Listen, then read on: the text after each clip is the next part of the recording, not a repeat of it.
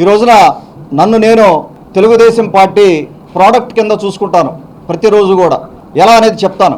నేను ఇంజనీరింగ్ కాలేజీలో ఇంజనీరింగ్ చేశానంటే దానికి కారణం అన్నగారు స్వర్గీయ ఎన్టీ రామారావు గారు. వారు ఆ రోజు తీసుకొచ్చిన ఎడ్యుకేషనల్ రీఫార్మ్స్ తోటే నేను ఇంజనీరింగ్ విద్యను చేయడం జరిగింది.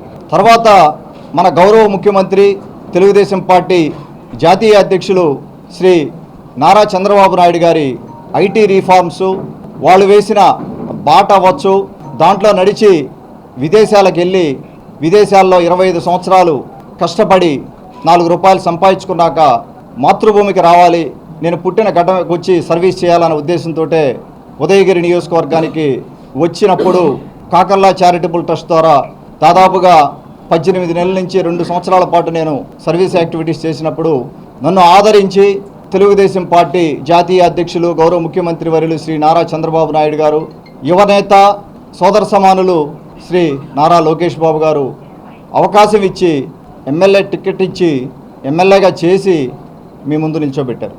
ఈ 3 కంప్లీట్గా తెలుగుదేశం పార్టీ ఆదరణతోటే, తెలుగుదేశం పార్టీ ఇచ్చిన లైఫ్ తోటే నేను ఈ రోజున మీ ముందు ఉండగలిగాను. అందుకని నేను గర్వంగా తెలుగుదేశం పార్టీ ప్రోడక్ట్ అని చెప్పుకుంటాను ఏ రోజైనా కూడా. నేననే కాదు, ఎంతోమంది ఎన్ఆర్ఐలు విదేశాలకు వెళ్ళున్నారు. వారందరి భావన కూడా అది. ఏ రోజున కూడా మన చంద్రబాబు నాయుడు గారు వేసిన పాటలు ఎప్పుడు కూడా మర్చిపోలేదు.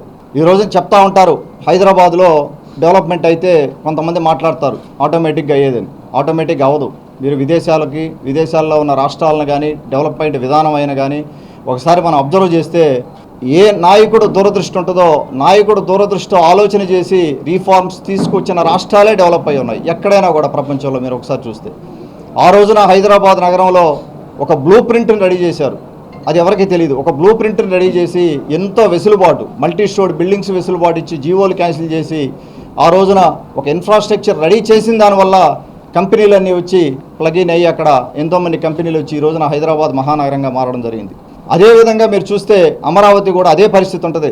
మీరు రాబోయే రోజుల్లో 30 ఏళ్ల తర్వాత చూసుకుంటే అదే పరిస్థితి. వారు బేస్ ఏర్పాటు చేస్తారు, ఇన్ఫ్రాస్ట్రక్చర్ కానీ ఆ బ్లూ ప్రింట్ కానీ ఏర్పాటు చేసిన తర్వాత ఆటోమేటిక్గా కంపెనీలు వచ్చే పరిస్థితి ఉంటుంది, బిజినెస్ డెవలప్ అయ్యే పరిస్థితి ఉంటుంది. వారి ఆలోచన విధానం అది. వారి నాయకత్వంలో పనిచేయడం అదృష్టంగా భావిస్తూ ఉన్నాను నేను ఈ రోజున. అలాగే లోకేష్ బాబు గారు చూశారు.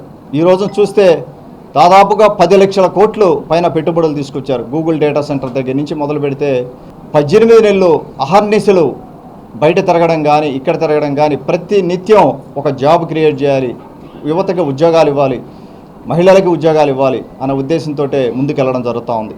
మీరు చూశారు డిఎస్సిలో ఎంతమందికి ఉద్యోగాలు ఇచ్చారు. అలాగే మన కాన్స్టిట్యున్సీ, మా నియోజకవర్గం నుంచి 119 మందికి డిఎస్సిలో ఉద్యోగాలు రావడం జరిగింది. అలాగే ఈ మధ్య రీసెంట్గా కానిస్టేబుల్ నియామకం అవ్వచ్చు. మన నియోజకవర్గం నుంచి ఉదయగిరి నియోజకవర్గం దాదాపుగా మేము 500 నుంచి దాదాపుగా 600 ఆఫర్ లెటర్లు కానీ 600 మందికి ఉద్యోగాలు మనం ఇప్పించుకోగలిగాం ఇక్కడి నుంచి, మనం జాబ్ మేళాల ద్వారా కానీ రకరకాల దీనివల్ల. అలాగే ఉదయగిరి నియోజకవర్గానికి ముఖ్యంగా మనకు సహాయం చేసిన ప్రధాన రంగాల్లో మనకు సహాయం చేసిన మన గౌరవ ఉప ముఖ్యమంత్రి జనసేన అధినేత పవన్ కళ్యాణ్ గారికి నా ధన్యవాదాలు తెలుపుకుంటా ఉన్నారు. వారి ద్వారా ఎంతో సహాయం జరిగింది ఈ 18 నెలల్లో. నేను కొద్దిసేపట్లో డీటెయిల్స్ చెప్తాను. అలాగే మన గౌరవ మంత్రివర్యులు నారాయణ గారు, వారు అన్నా క్యాంటీన్ అడగగానే అన్నా క్యాంటీన్ ఇచ్చి ఆదరించడం జరిగింది. అలాగే మన గౌరవ దేవాదాయ శాఖ మంత్రి రామనారాయణ రెడ్డి గారి నాయకత్వంలో ఎన్నో గుడిలు డెవలప్మెంట్లు చేసుకోగలిగాం. ఇంకొద్ది సేపట్లో అవి కూడా ఎక్స్ప్లెయిన్ చేస్తాను.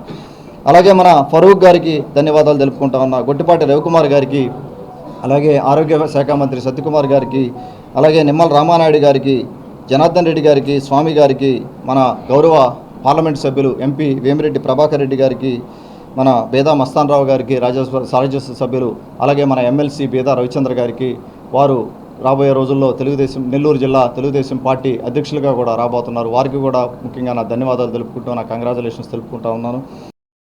ప్రతి డాక్టర్ కల వెనక ఉన్న ధైర్యం, ప్రతి సాధకుణ్ణి నడిపించిన సంకల్పం నెల్లూరు నారాయణ.